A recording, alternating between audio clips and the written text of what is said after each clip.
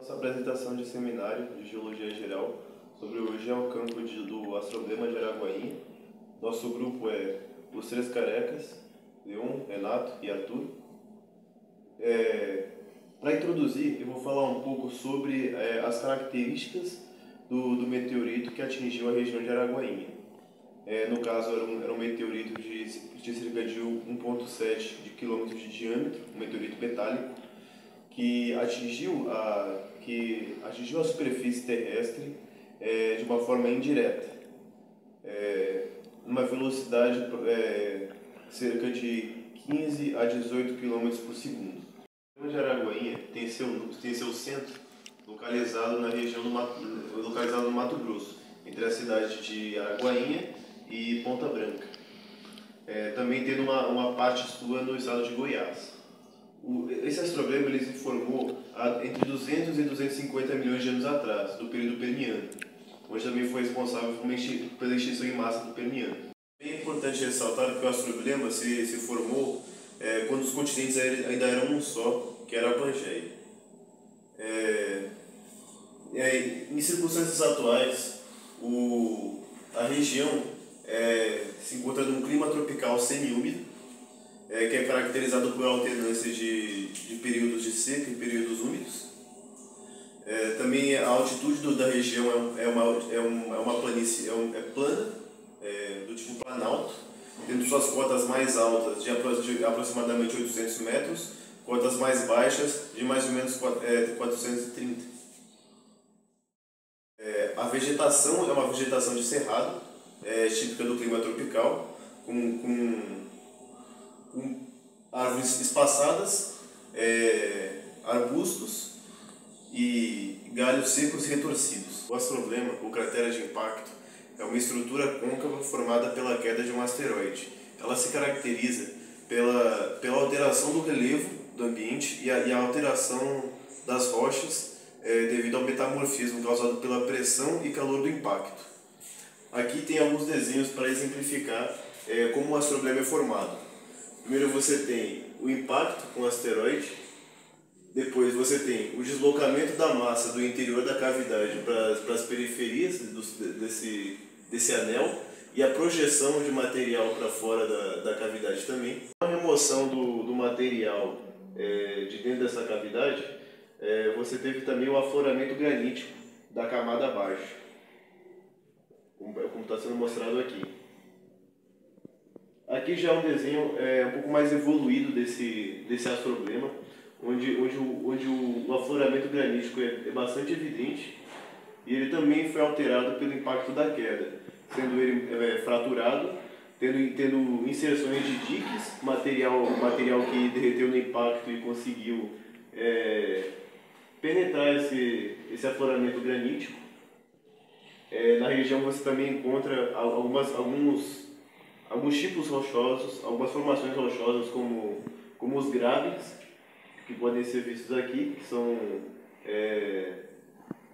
fraturas que desnivelam do nível normal das rochas, e também a presença de shatter cones, que também são fissuras que evidenciam queda de meteoros.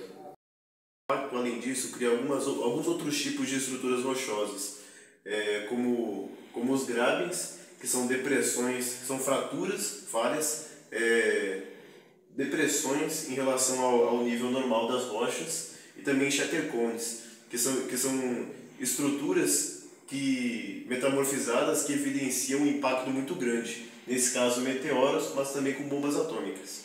Ok? O meteoro deixou uma marca parecida com essa aqui na Terra, e agora só o que resta é explicar ela e todas as feições que ela deixou para trás. Primeiramente, como disse anteriormente, logo no centro onde ela atingiu, surgiu o embasamento granítico, que é basicamente o núcleo do local. Ou seja, aqui é a área onde você vai achar mais fratura e rocha alterada. O granito lá é extremamente alterado, principalmente quando você vai analisar a formação dele, e você vê que as partículas dele têm sentido de fluxo, né? Elas já derreteram e foram recristalizadas, tanto que é muito fácil de encontrar diques no local, que algumas rochas intrudiram no granito sorrido, e também você consegue encontrar vários granitos com porfiroblastos de café-feldspatho dentro deles, dentre outros elementos que conseguiram cristalizar dentro do granito no momento do impacto que gerou um metamorfismo gigantesco. É um metamorfismo assim, extremamente rápido e extremamente violento, principalmente comparado aos outros que a gente normalmente estuda. Assim. Basicamente algo extraordinário de acontecer, que o metamorfismo pode acontecer em questão assim, de alguns segundos, né? Porque a pressão do impacto é muito grande, junto com o calor que ele mesmo gera. Logo em seguida, a gente tem as brechas IBM.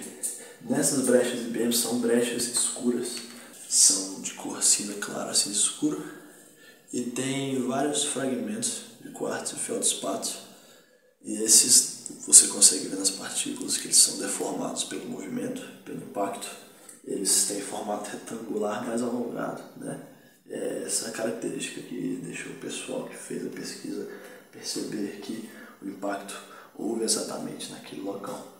Logo depois tem a brecha polimítica, que se localiza ao redor disso, ou seja, a brecha polimítica é onde começou a ocorrer a separação, né? Aqui foi onde bateu e a Terra se separou para cá.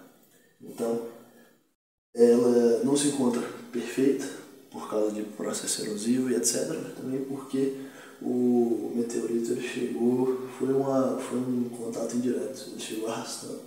Então você não vai ver um círculozinho perfeito como se fosse para cair assim, né?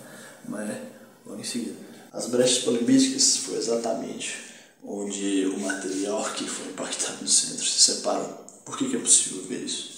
É possível ver isso porque na pesquisa é dito que a característica dela de fluxo, né, fluidal, é mais violenta do que a do centro, e também que nela se localizam mais pedaços de granito, né, fragmentos de granito e rochas sedimentares. Então isso quer dizer que ou são rochas sedimentares que depositaram sobre ela, mas os fragmentos de granito entregam que foi no momento do impacto que conseguiu se separar tudo, né? E mandou para os lados. E é aqui que começa o relevo. Ele começa a ficar um pouquinho mais alto, isolando o centro. E logo por último é a formação de furnas, que circunda toda essa área. Aqui é exatamente onde o impacto do meteoro vai começar a ficar um pouco mais calmo, principalmente em tempo geológico. Nessa área se encontram as brechas monomíticas, que não foi representada aqui porque é mais fácil de explicar. Os grãos de feldspatho e arenito nessa região são muito pouco alterados comparados aos daqui. Ainda assim, existem ângulos de mergulho altos quanto mais próximo do núcleo, mas fora isso, é uma área relativamente normal.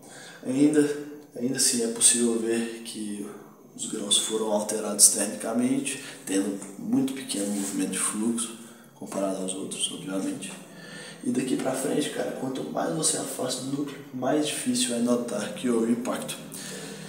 Para lá, vão existir sim outras formações, mas pro interesse do vídeo, isso aqui é o centro, isso aqui é o mais notável.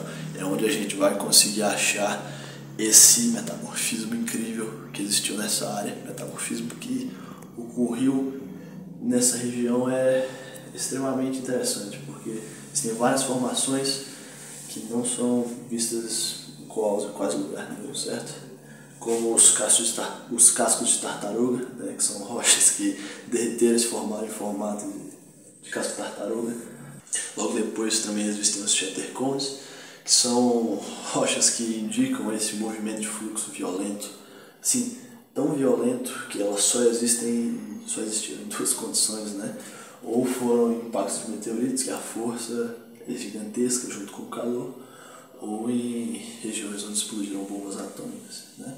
Ou seja, os shattercones são uma formação extremamente rara e interessante de se observar. Provavelmente no momento vão estar aparecendo algumas imagens, que são alguns afloramentos do local, que com certeza valem a pena ser explicados e olhados, mas para um resumo geral, é somente isso que temos a falar.